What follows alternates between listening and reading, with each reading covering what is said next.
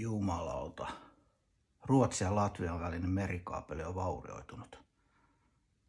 Voiko tämä olla joku juttu, jos on niinku sattuma mukana tässä asiassa? Seurataanko näitä niinku tarkemmin kuin yleensä nyt? Tässä on luotettava lähde Hesarilla, Latvian Yleisradio. Eli tämä on luotettavaa tämä tieto. Se on tapahtunut siis Latvian Ventspilsin kaupungin ja Ruotsin Gotlandin saaren välillä.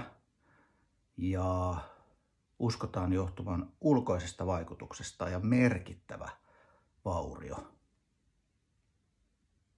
Ei saamari.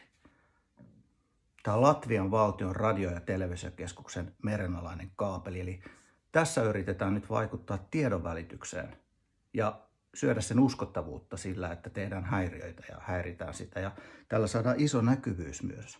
Tämä on niin kuin oikeasti aika vakava keissi. Toivottavasti tähän suhtaudutaan myös riittävällä vakavuudella ja maltilla, koska tämä on niin kuin iso käänne tässä kaapelien rikkomissaagassa. Tsemppiä kaikille, jotka tällä hetkellä tekee nyt töitä tämän tilanteen kanssa.